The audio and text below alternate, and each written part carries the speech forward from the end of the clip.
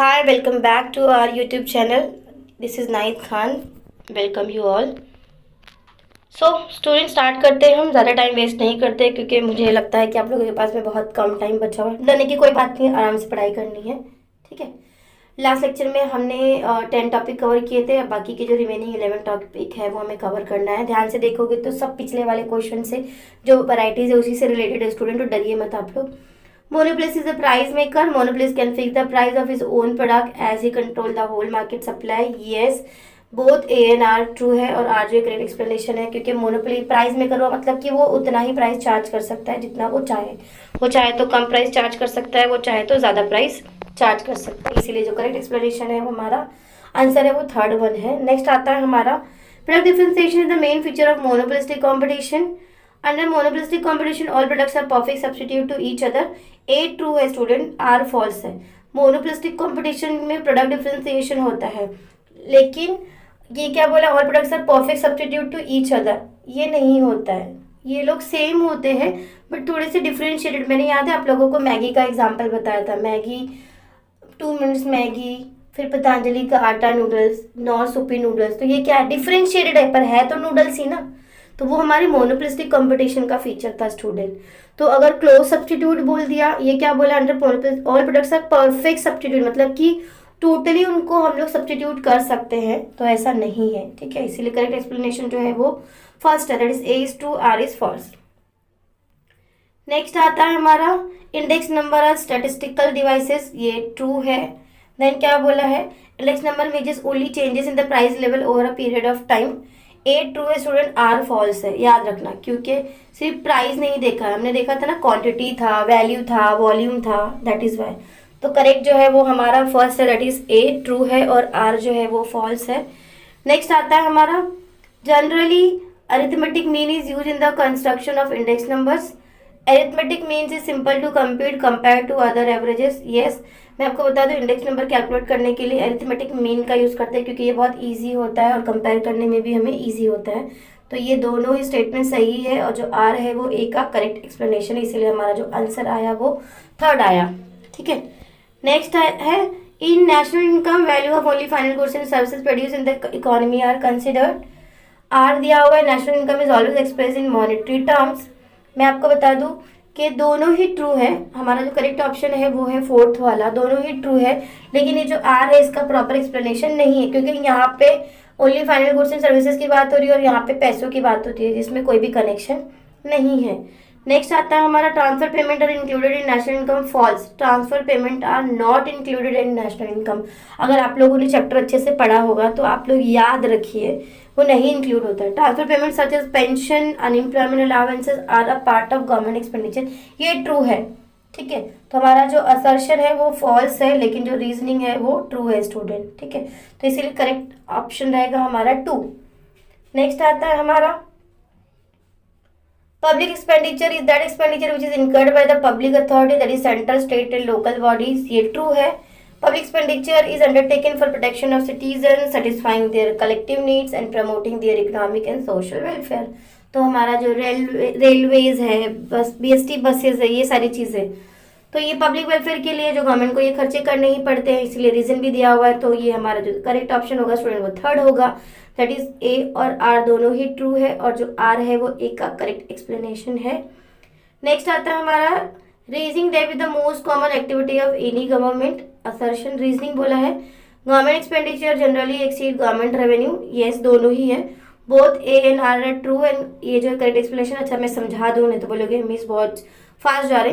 क्या बोला, देखो raising debt is the most common activity of any government. Yes, government को ये करना ही पड़ता है, क्यों, क्योंकि गवर्नमेंट को ये देखो इसलिए क्यों, क्योंकि जो गवर्नमेंट के एक्सपेंडिचर होते हैं वो जनरली गवर्नमेंट के रेवेन्यू से क्या होते हैं, ज़्यादा होते हैं। मतलब कि जो गवर्नमेंट के खर्चे होते हैं स्टूडेंट, एक्सपेंडिचर मतलब खर्चे, वो बहुत ज़्यादा होते हैं as compare to revenue, government की इनकम से ज़्यादा होता है, इसीलिए उन्हें डेट रेज करना पड़ता है। तो इसीलिए हमारा जो करेक्ट ऑप्शन रहेगा वो रहेगा third one, both A and R are true, and R is the correct explanation of A.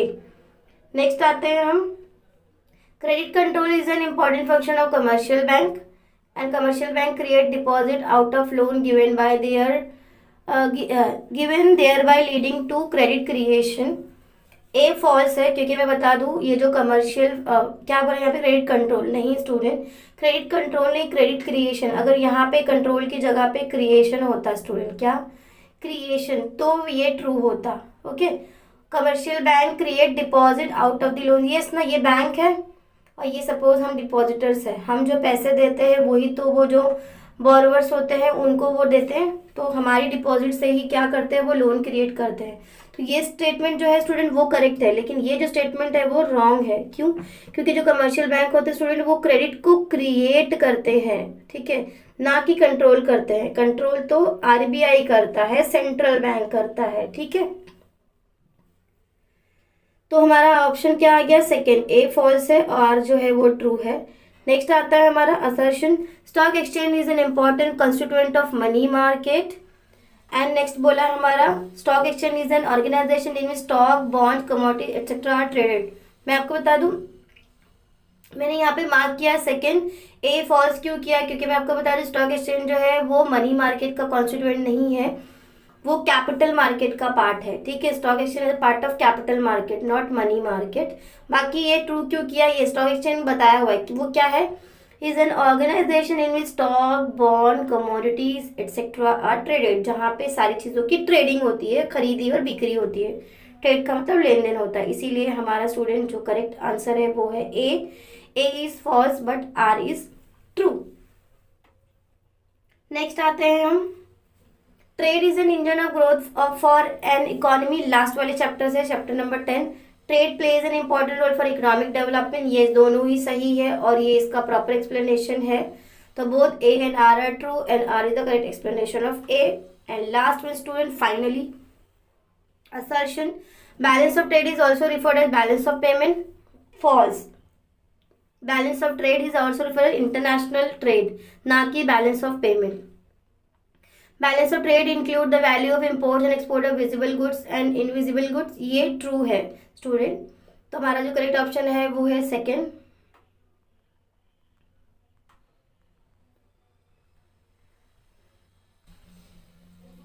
That is A is false but R is true, क्योंकि बैलेंस ऑफ पेमेंट में विजिबल इनविजिबल गुड्स दोनों ही आते हैं।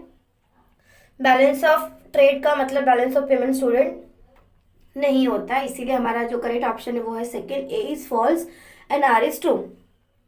सो इस video में इतना ही student, यहाँ पे हमने हमारा असर्शन और रीजनिंग वाला पार्ट भी कंप्लीट कर लिया।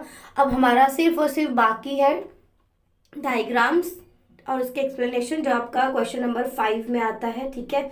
और वो आपको 3 क्वेश्चन दिए होते हैं, उसमें से कोई 2 करने होते हैं आप लोगों को, और एक क्वेश्चन का जो मार्क्स होता है वो 4 मार्क्स होता है student. So that is total 8 marks, और वो बहुत ही ईजी होता है। Why? Because you just have to see the table और ग्राफ दिया होगा आप लोगों को, on the basis of that table you have to answer some question, ठीक है। बस वो टेबल और ग्राफ देखकर आपको क्वेश्चन को आंसर देना होता है, आपको आराम से 4 मार्क्स मिल जाते हैं। और अगर आप दोनों अटेम्प्ट करोगे तो आपको टोटल कितने मार्क्स मिल जाएंगे? 8 मार्क्स मिल जाएंगे। तो नेक्स्ट वाली वीडियो में मैं वो कवर कर लूँगी, तो यहाँ पे हमारा इकोनॉमिक्स कंप्लीट हो जाएगा, ठीक है। Thanks for watching the video student, hope आप लोगों को लेक्चर पसंद आ रहा है। और अगेन आप लोगों को कुछ भी डाउट होता है स्टूडेंट, तो प्लीज़ आप लोग डिस्क्रिप्शन बॉक्स में कमेंट कीजिए, मैं आप लोगों के क्वेश्चन का आंसर देने की पूरी कोशिश करूँगी। हाँ, और ये PDF जो है मैं इस वाले लेक्चर में अपलोड कर दूँगी, तो आप लोग वहाँ से डाउनलोड कर सकते हैं। Thank you so much student, keep watching, keep growing, and all the best for your lecture examination student. Thank you. Thanks for watching the video student. Thank you. See you in the next lecture.